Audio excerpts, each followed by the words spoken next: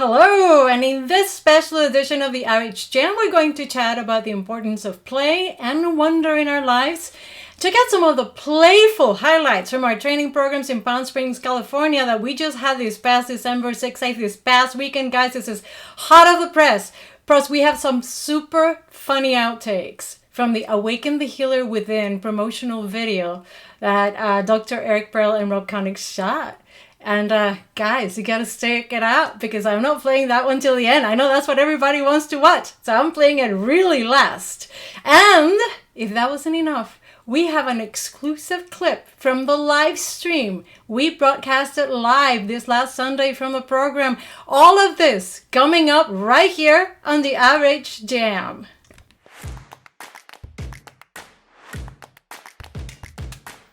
Well, hello again. That was a short break, but it's a very refreshing break.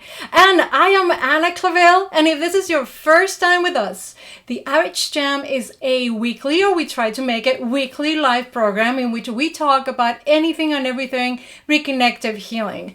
It's not only about what we are doing, where our events are.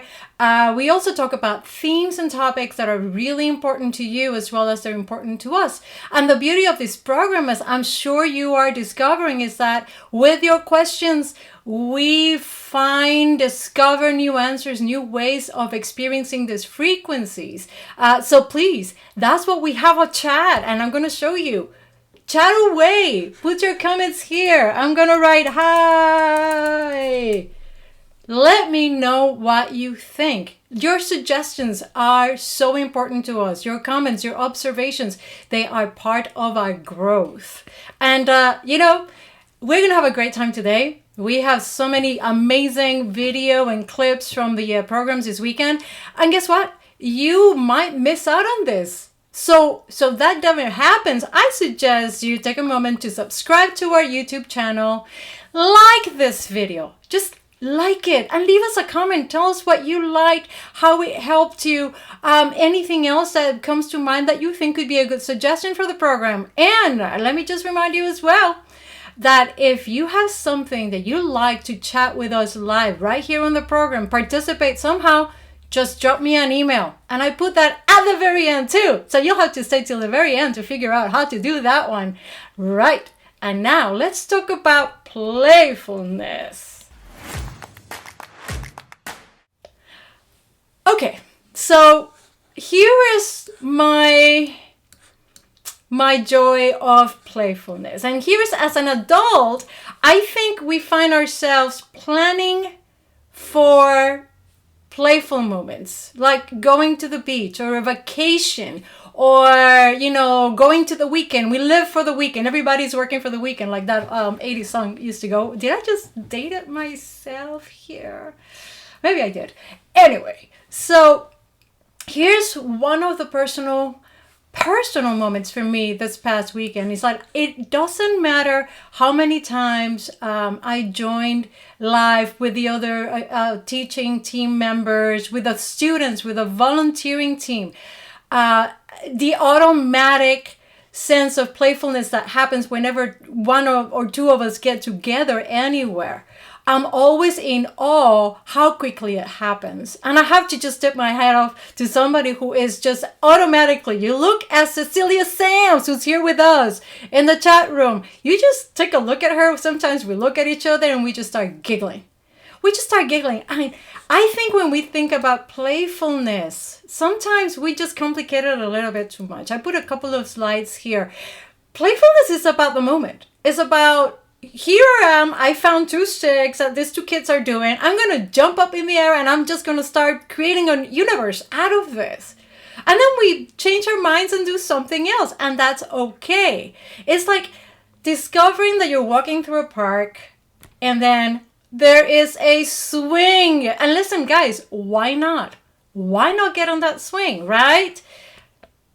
Do we procrastinate our own joy of fun, of play? And this is one thing that experts, I am not an expert, guys, but experts will actually chat about what is that makes us successful. Let's talk about the people who talk about human motivation and success and life, work, whatever you want to call it. top 10 lists from Google. It's very interesting that so many of them are starting to say that playtime is so necessary for us to be whole beings. Procrastinating the play aspect of our lives is actually not very conducive to growth and learning and being creative and perhaps motivated. The great thing about play is that it doesn't need to be complicated. We have these two kids playing here. How about getting in a cart in the supermarket? Okay, so right here, when I was setting up these images, I saw this one and I said, oh, isn't that cool? And I immediately said, but I'm a grown-up. What are people going to think if I did that? That I'm cuckoo, right? Or the security will come and say, ma'am, you're too big for that cart. You got to get out of it. Yeah, true. That could happen. Maybe this is something that is a little bit too much. And maybe something that we say, oh, when I was 15, when I was 20... when I was 35, I was still in that, vibe. But what I love about this picture is what it represents. It represents the found object, the found adventure, the walking through somewhere and getting inspired to be in that moment and just taking in everything that the moment offers and just going for it, not thinking about it, not complicating for it. It's just the universe offers and we just create a fantasy, a fun, a game around it. So it doesn't need to be complicated. And if you were like me, I tended to complicate my games in the playground because we always wanted to there was upmanship about who could make the game crazier or change the rules last minute. So then I would be, getting more points than you, whatever. I do that with my 6-year-old Godson all the time. Yeah, I still win though. He's still trying to figure it out. Play is more than just relaxation. It is a big difference between perhaps what we've grown to think as childish. Is this childish? Maybe. It's also childlike. And that is a big difference when we're talking here about play. And that's something that strikes me, like I was saying at the beginning of the jam about the topic. Every time I step into a room full of facilitators or people learning the frequencies, or even people who are just coming there for the first time. And I'm going to tell you something, not only in person, but even in living the frequencies, the amazing live program that our teaching team put together for those who graduated from the Catalyst, and it's coming up again in January.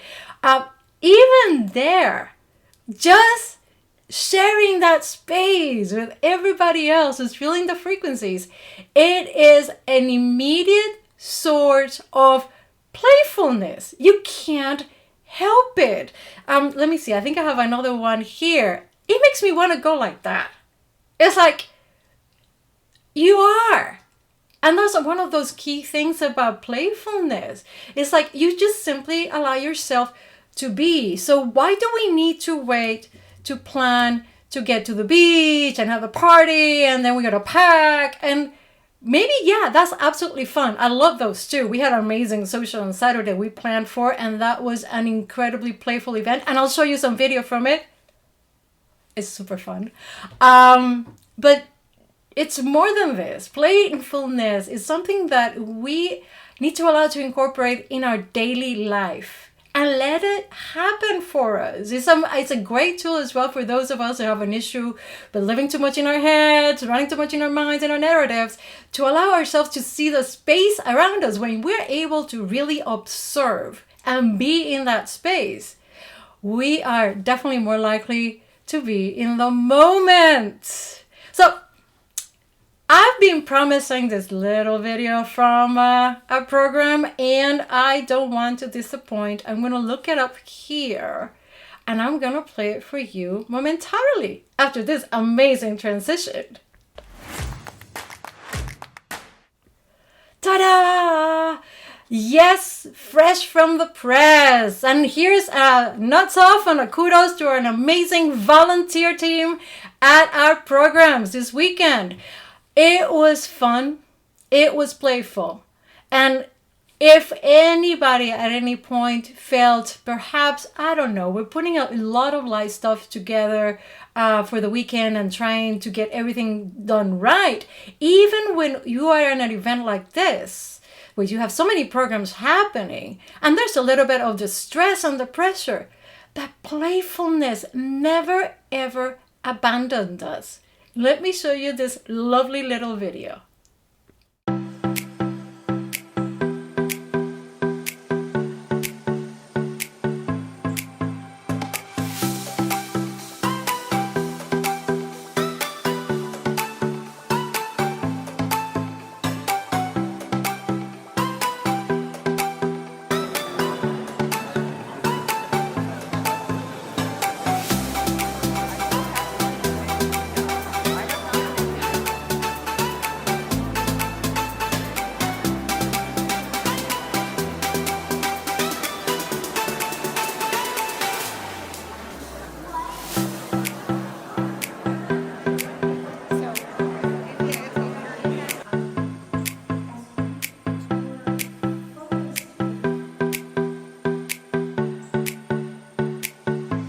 Hi guys, how are we doing?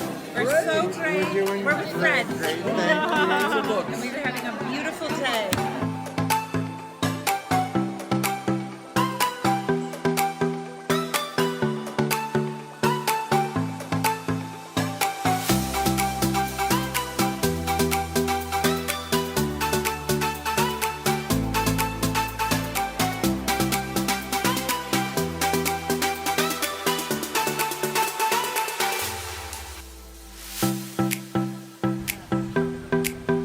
Hello, Dr. Eric Pearl. Hey! I saw this really cool video being taken and I thought I'd say hi.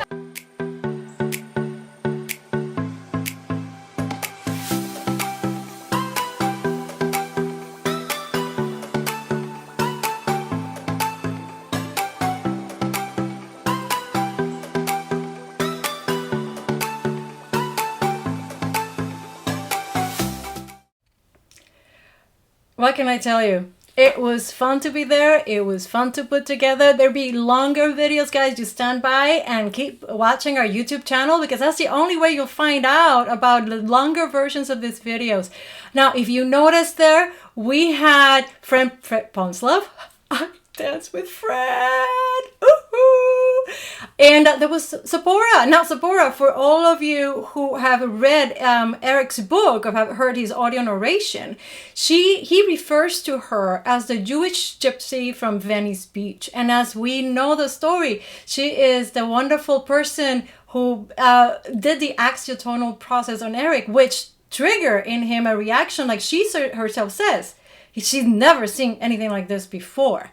And set Eric on his course to be now the door for reconnective healing and these frequencies to come through, and help him also get inspired and develop in the whole personal reconnection process, which is another amazing program. We should have you at some point. Eric would love to join us. So guys, what did you think about that video?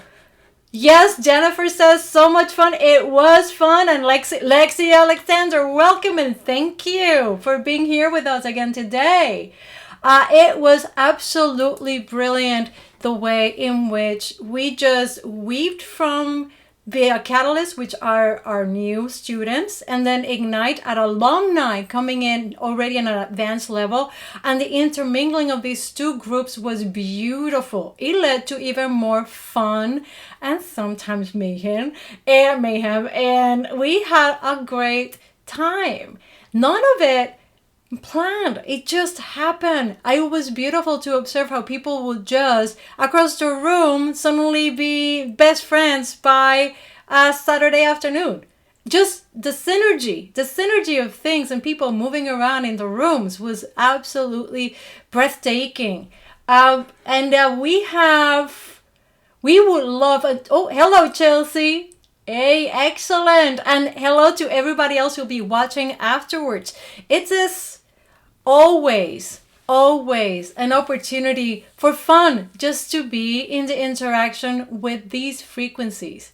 Now, I have an even extra special treat for you guys. We had that amazing live stream happening as well from the Catalyst, and that happened on the Sunday for 2.5 hours. By the way, that replay video is available. If you're interested in watching it, it's still available to you. It'll be available only till January 15th. So if you want to take a look at it, I suggest you use the link that I put at the bottom and find out how to get it ASAP, because the cutoff is January 15th, and that's that. I wanted to share with you some highlights from this program, but in particular, I wanted to share with you a moment from the distant healing session, because as I was looking at the footage, I just felt the beauty and the expansion of these frequencies as our facilitators were doing the sessions during the live stream. Take a look at this. Break wholeness? Can it be broken? And I'm not talking about consciousness in a collective field. I am not talking about collective consciousness that we are receiving, which informs us and transduces our thoughts. Can you break apart the whole? We're going to explore that very soon. Or is breaking apart of the whole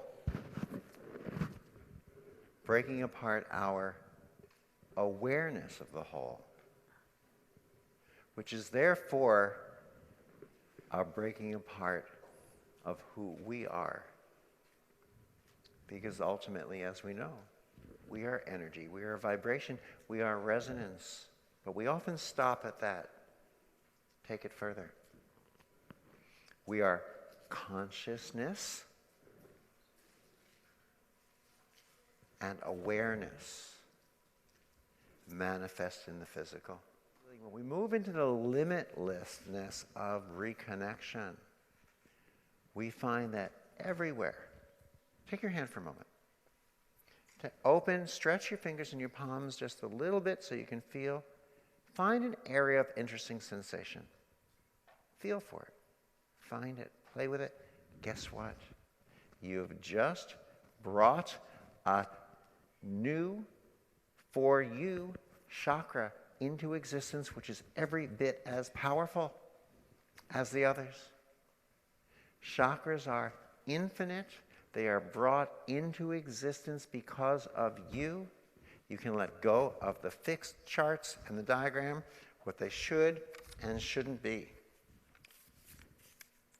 And you become everything. When we step into the engagement of these frequencies, our thinking awareness becomes less than our actual awareness. And let me describe awareness to you. Some may think of it as a non-duality concept. I like Rupert Spira a lot for the explanation of this, but in awareness, you have not yet, in one form, consciously had the experience. So awareness precedes experience itself. Howsoever, in the infinite intelligence of God, love in the universe, your ability to be able to observe awareness does exist. It does exist.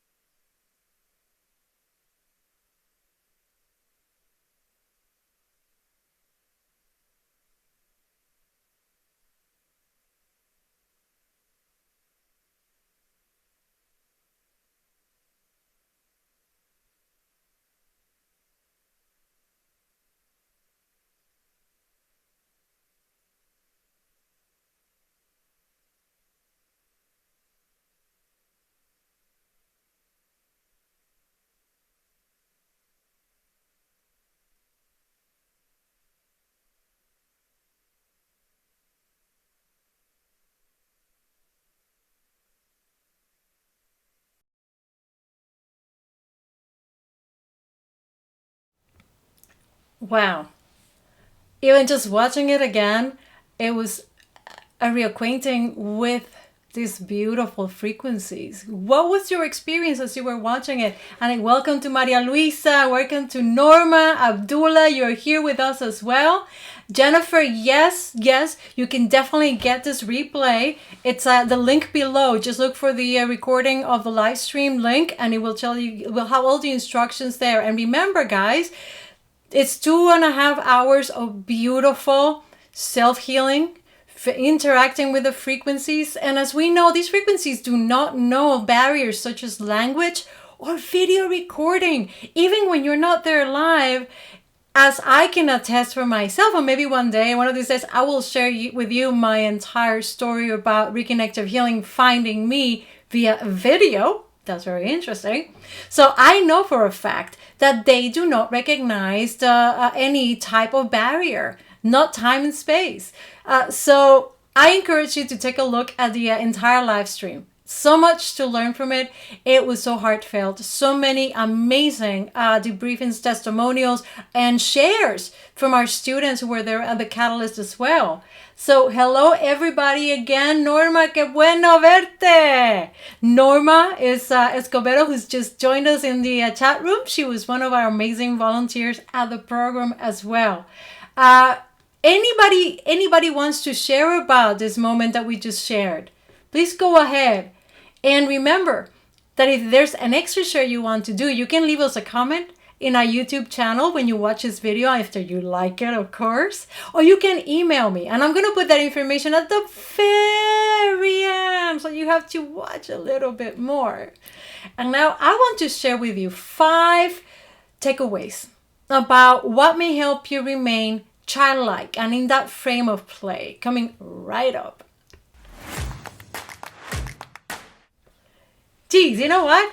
I keep looking all over the place. I'm noticing that. So I know, guys. This is just like, the technology of it is like, it's so bizarre. I'm enjoying it. I was so enjoy doing this stuff. It's just that I have so many screens everywhere. Anyway, guys, here's 5 things that after I started writing for this program today, I felt this really maybe sums it up. To remain childlike, and by that I mean in that play mode, playfulness, that sense of wonder and awe. One of the first things we need to observe in children is that they tend to simplify. Yes, when we get into the game aspect of it, the rules and regulations change at a drop of a hat and we get it really complicated. But when it comes to the nitty-gritty, don't we have as children the ability to cut through everything and see things exactly as they are? We don't complicate them. We stay in the simplicity of it. If I see a little stick on the floor, right? I may pick it up and it may become a sword, but it may become a fishing rod, but it may become a magic wand. It's one of these things and all of these things, and there is no contradiction or conflict because we know that this is all the possibilities happening at the same time. In the simplicity of understanding that there's no need to think about, oh, but if I choose it to be a sword, what happens? Or if I choose it to be a fishing rod, I'm going to be then needing this. And it's just as it is, as you find it. The second thing, moving past the perception of grudges. I don't know if you've observed or if you remember yourself as a child, you're going to get into little playground fights and you're going to have a long face and you're going to be pouting. But the grudges tend to be really short lasting. And if you keep watching, after a little bit, everybody makes peace and becomes friends again.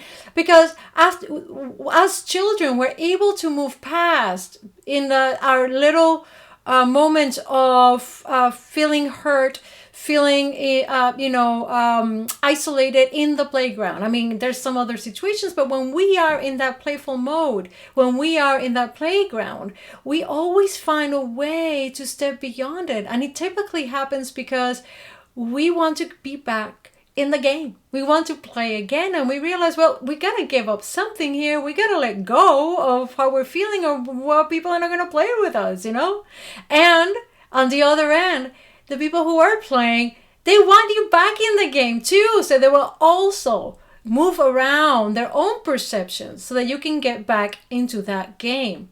Now, this is Of course, every experience is different, but generally speaking, when we allow ourselves to move ourselves past our own perception of a grudge, of whatever may be holding us back regarding the emotional, I don't know, are we angry, are we upset, we're more likely to then find that playfulness in ourselves and in others again. Another thing that is really important, avoiding possessiveness. Kids hang on to a toy and they'll play with it. And yes, we've all seen the fights over the hot cars. We've seen it. That's my red one. That's my green one. And we've done it too. But if you keep watching, typically towards the end of the evening or later down the lane of playfulness, they will be sharing these toys. And this is another point that we will make about sharing. The possessiveness has no meaning when you suddenly, I can grab that same stick that was a magic wand, and in your hands it's going to be a fishing rod, and now we're going to be fishing for dragons or something. It's letting go. When we allow ourselves to let go of whatever we feel has to belong to us, is part of us, we're able then to see a much larger, more wholesome, a whole panorama that is richer with detail and possibilities. When we try to possess, then we're just hanging on to the little red car and we're not seeing past that red car. As we do this, as we explore and discover, which is my fourth point, we allow ourselves then to see all the possibilities. So again, that little stick, it can become anything that we needed to do or want it to be, or whatever it is we need to discover through it. And that happens to everything. In play, it can translate into anything. It can translate into the kitchen. It can translate when you are driving. It can translate into work. When you're in that playfulness, you're actually in that flow. You find flow. And in that flow, there is exploration and discovery. The new abilities that this stick has. Now it can do this as well. It's the inspiration that composers, musicians, writers, architects discover when they are in flow. And finally, sharing it. Sharing that discovery, sharing that exploration, sharing your awe and wonder creates an amazing look because it takes you right back into playfulness and looking at ways to simplify it and make it available to all your other friends, to everybody around you, and foremost to yourself in a way that is who you are, the way that you communicate with yourself on a level that remains childlike and loving. Because yes, survival of the fittest, it's correct. As Darwin said, that seems to be a driving force for the evolution of humanity. But he also said, and people forget about this one, that it is the societies that cooperate, collaborate, play together that survive ultimately. And it may be that compassion is truly our most human of instincts. And that's something that we can learn from just watching children who, when we come into the world, we don't have any negative notions about not loving, for example, another human being or an animal. We just love, and we are love, and we still are love. And it's something we discover the moment we enter into play, into playfulness. And now we are reaching almost the end, and that amazing little video I promised you about with Dr. Eric Pearl and Rob Koenig laughing it all out. So sadly, another jam comes to an end. I hope you've enjoyed it.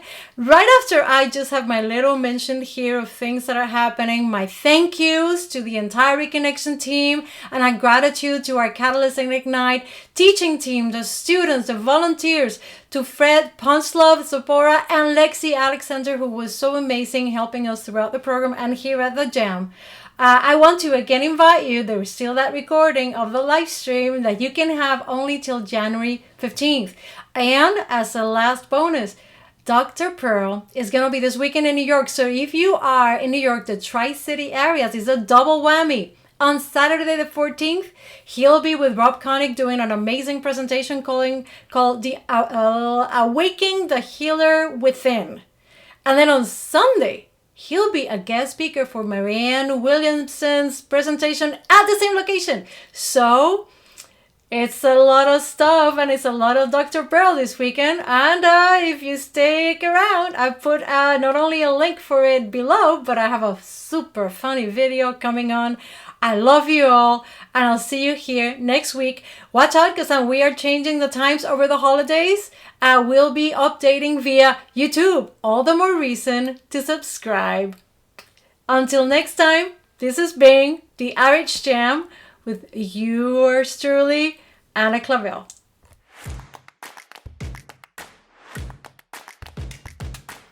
And if I need to wake him up, I just go ding, ding, ding, ding. Testing and seeing, well, how does it sound? Do you have anything to say? See, it's not working on his side. There's like a cutoff right here. Like, what is my hair?